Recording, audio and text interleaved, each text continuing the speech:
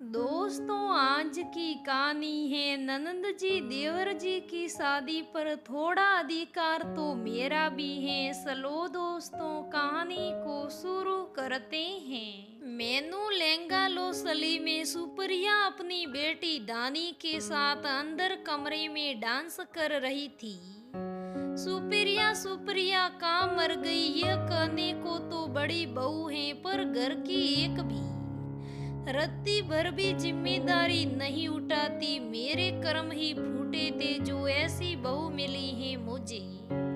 बहू के रहते में पूरे घर का काम करना पड़ता है। हे भगवान, इतनी तेज धुन पर नासा जा रहा है। सुप्रिया, ये सब क्या है? गीता जी ने अपनी बहू से कहा।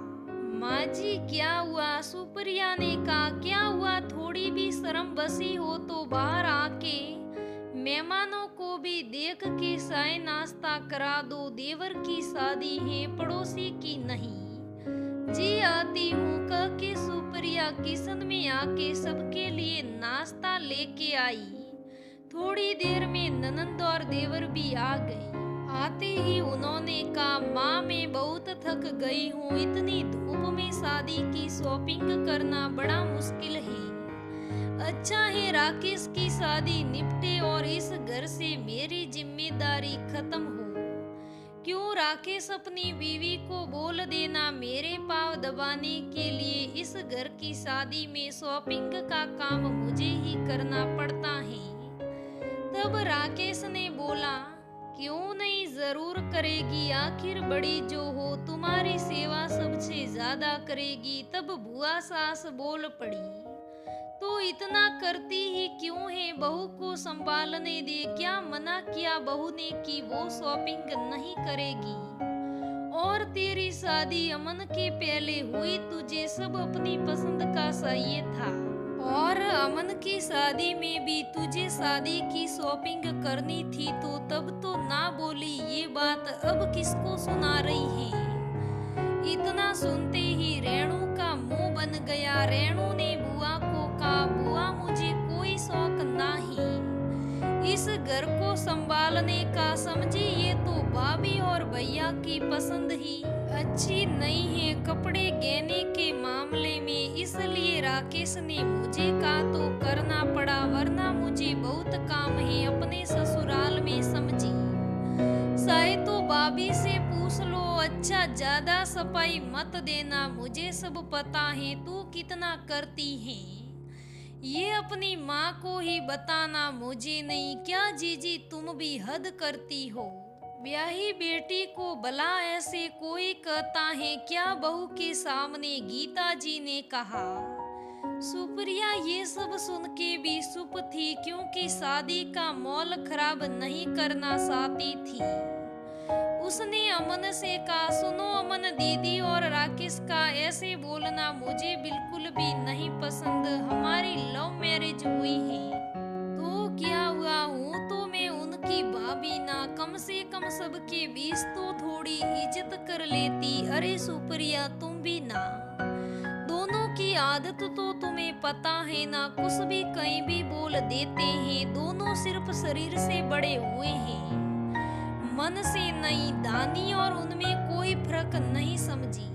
अगर दानी कल को कुछ करे तो क्या करोगी? जाने दो, समझ लो घर में 3 बच्चे हैं। नहीं अमन, बच्चों की भी गलती अनदेखी नहीं करनी चाहिए, वरना वही फिर बड़ी गलती भी करते हैं। अगर दानी कभी अपने बड़ों के साथ ऐसा व्यवहार करे तो उसे सजा भी जरूर मिलेगी, ताकि आगे से कभी कोई गलती ना करे। अच्छा, अब बात खत्म करो, अब चलो।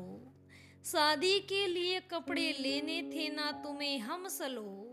दोनों साथ साथ चलते हैं। सुप्रिया को तैयार होता देख के अमन ने कहा, हाय क्या लग रही हो, चलो दोबारा शादी कर लेते हैं। सुप्रिया ने मुस्कुराते हुए बोला, अब बस भी करो और चलो।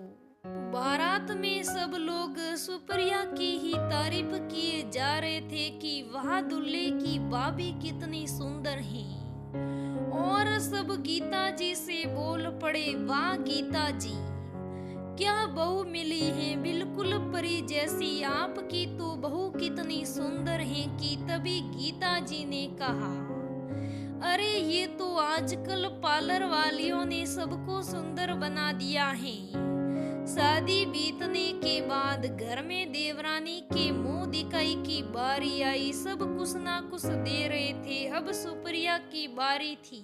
तभी रेणु ने बोला, भाभी तो कुछ बारी ही देने वाली है और मेरा भी नेक बाकी है।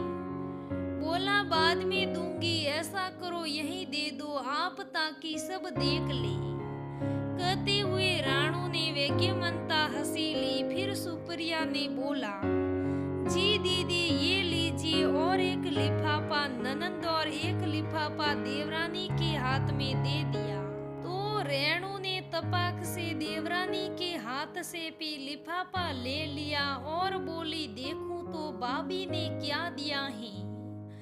देखा तो दोनों लिफाफे खाली थे। रेणु ने बोला, ये क्या भाभी, ये दोनों तो खाली हैं। तब तक सासू माँ बोल पड़ी, बहू तेरा दिमाग फिर गया है क्या, नई बहू के सामने ये सब हरकतें। अब सुप्रिया की बारी थी। सुप्रिया ने बोला, माँ जी मेरे पास तो दिमाग है ही नहीं, ये तो आपको पहले से पता है, फिर से ये सवाल क्यों कर रही है बेकार में। और हाँ दीदी, दोनों लिफाफे खाली हैं, वो क्या है कि रस्में पूरी करनी थी ना, इसलिए ये लिफाफे लिए मैंने। वैसे आप ही तो कहती हो मेरी पसंद अच्छी नहीं, तो मैंने कुछ लिया ही नहीं कि आप लोगों को पसंद ही नहीं आएगा।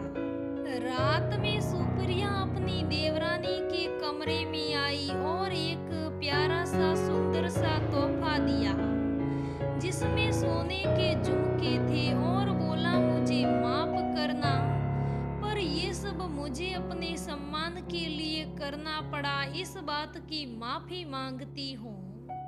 तुम नहीं मेरे लिए मेहमान हो, नहीं रिश्तेदार, हम एक ही नाव पर सवार अलग अलग यात्री हैं, जिनकी मंजिल एक ही है। इसी परिवार को संभाल के रखना और अपना सम्मान भी हमारी ही दायित्व है। दोस्तों, इस कहानी की तरह हमें अपने भाई के घर में ऐसा अपनी भाभी के साथ बिल्कुल भी नहीं करना चाहिए। तो दोस्तों, कहानी कैसी लगी मुझे कमेंट करके जरूर बताइएगा। अगर कहानी अच्छी लगे तो लाइक करना, शेयर करना, मेरे चैनल को सब्सक्राइब करना। धन्यवाद दोस्तों।